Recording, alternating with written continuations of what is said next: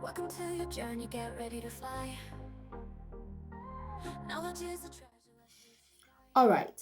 So now that you are familiar with the fundamentals that is necessary for results, it's now time for you to learn how to position your business or structure your business in a way that you can make. Let me just make it. Let me be more. Let me, not say something that you might feel. Are you sure that is possible? Like you can start making like 200,000 naira within 24 hours of waking up. However, I feel that I should actually share more practical tips on how you can build your KLT factor, which is your know, like, trust. Because if you do not build your KLT factor correctly, there is no way you'll be able to succeed with sales. At least that is how the online space works. So, your KLT factor is actually helping you to position yourself as an authority before your target audience. So, how do you go about that? The practical way of doing it, the way I know that you will do it and you will get the result eventually, is to ask questions that will enable your audience to speak out their pain. Yes, because it's based on their pain point through the questions you ask them and they answer, or through the questions they are asking. Research, find out the questions they are asking, and then create your content around that. Because when you create your content around that, you are not producing a product that you think that they want. You are actually producing a product that you know that they want, and you have solutions to it. So, here is some suggestions.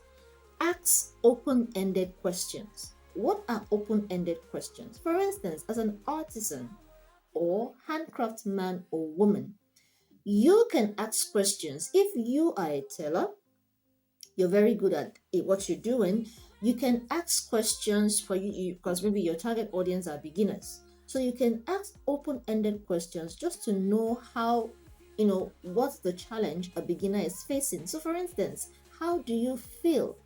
Or could you express what are your challenges as a beginner, learning tailoring? You're able to structure that properly. I'm just calling it off my head. If I am to sit down and create that, I will structure it better, but I'm just giving you an idea. So how do you feel, or what are your challenges as a beginner learning tailoring or learning tailoring skills?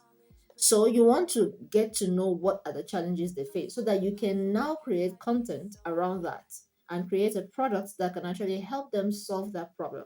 So that is an open-ended question because it will enable them express their, themselves. If you ask a close-ended question, which um is it difficult for you to create? Is it difficult as a beginner to learn tailoring? The person can say yes. Some people may go, further to express themselves. And that is dependent on what you really want to get from your customers or your target audience. I don't know your customers yet, they're your target audience. I hope you get what I'm trying to say. So you can ask open-ended questions, which enables them to express themselves more. And you can also ask close-ended questions. But as a beginner, someone that is trying to, build your business around whatever it is you're trying to build your business around, it's best for you to target asking open-ended questions. And then you should also target answering questions like how to. Because if you want to answer questions for beginners, you can now say how to cut or how to pedal a machine in less than 10 minutes of as a beginner. You get how to questions. You look for how to questions. Some people can go on Google and say how to cut a skirt, how to sew a dress, how to make a bag. So I'm trying to say that you should create content around questions your customers or your target audience. I'm sorry, I keep using customers because I'm used to customers, but as a beginner, you are targeting audience that eventually will turn to customers. Okay, so that's that. So as an artisan craft person or as an artisan or as a craft man or woman, you should create content around questions that your target audience are asking. And then you can also create content to teach or educate your audience on the things they never know. So, for instance, if you're a bag maker, you may be targeting people. Maybe if you're not training people, you just want to sell your bags. So your target audience may be high class women, so you want to show them, you want to educate them on how to be more classy, how to be more sassy with their bags, something like that. So you research and find out what are the questions classy women are asking, or what is their their pain, or what is their emotions, what conflicting emotions do they have, so you can target it.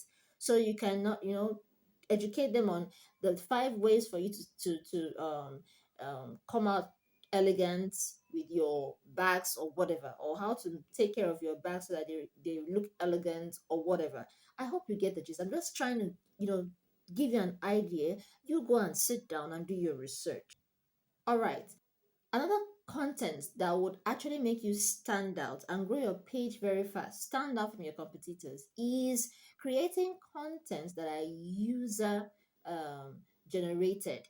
So if you're a business person already, if you're into this craft already, let's say you're a teller, create content that showcases your activity. It shouldn't be less than 1 minute. Yeah, 1 minute. Create content that showcases your activity. Now be very careful not to let out some important details when you are sharing things online. You get it? But create content. As I said, you have to have the storytelling technique. Use the storytelling technique. So, for instance, if I am a teller and I have a shop and I have, clients' clothes I'm trying to prepare. So I want to show people that actually I'm good at my craft. I can teach you or you can buy from me. So if I am actually targeting to create a content that shows people that I can actually teach you this thing, then maybe perhaps I'm trying to cut a style.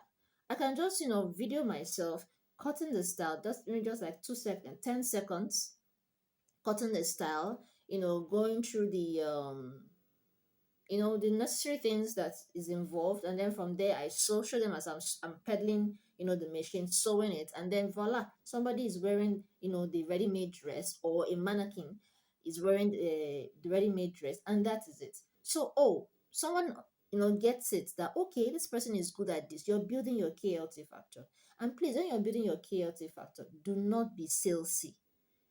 Create that content and don't say come and buy from me. Don't do those things. Those things are things that put people off. At the beginning, as I said, you should start with doing this for 3 good months. Just create the content.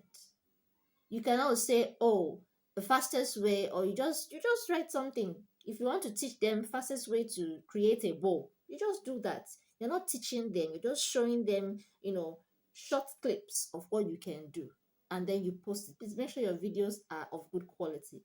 And if you're taking a picture, you have to ensure that you take classy picture, high quality pictures. However, don't make your pictures to be too over polished, so that people will not think maybe you're just taking pictures from the internet and putting online. Just be moderate, whatever it is you're trying to do. All right, next up is actually to create content that showcases your challenges as a milestone. So whatever it is you're doing, so you should not sound as if you're so perfect. You let people know that you also go through challenges, but of course at the end there is a win. So when you are creating that content, you create content that showcases your challenges as a milestone. Yes. For instance, as a teller, I am a perfect teller right now, but I wasn't born a perfect teller. I had to go through these processes. So when I started trying to cut a skirt, these were the mistakes I made, and then voila, I was able to know how to sew the what they call it, the sides properly. Then you show how you're able to now perfectly sew the banner, the waistband, and all of that, and that is your milestone. Those are content. In fact, those are kind of content that actually makes you look authentic online. You get it. So the next off is discuss important values, and updates in your industry. You have to figure that out. You have to find out what's trending. I'm not saying you should follow trends in total. I don't believe in that, because all those things will fizzle out at some point.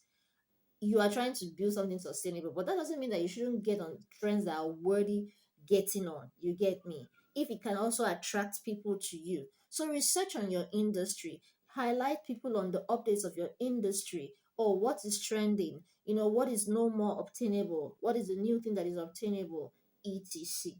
You get it? It's only trying to showcase and build your KLT factor, which is your know, like, trust factor. Okay, so with all this, strategy of creating content, now bear in mind, as I said, be strategic. You're not just creating content for just creating sake. You're creating content to build your know. They should know you. Oh, this person does this thing. This person is good at this thing. Then you should create content that will make them like you. Find that out, research, and then you should create content that will make them to know, like, and trust you. So whatever content you're creating, let these three um things I've mentioned be your pillar.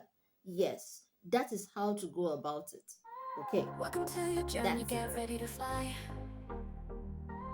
Knowledge is a treasure, let's reach the sky. Dreams are the currency, let's make them real.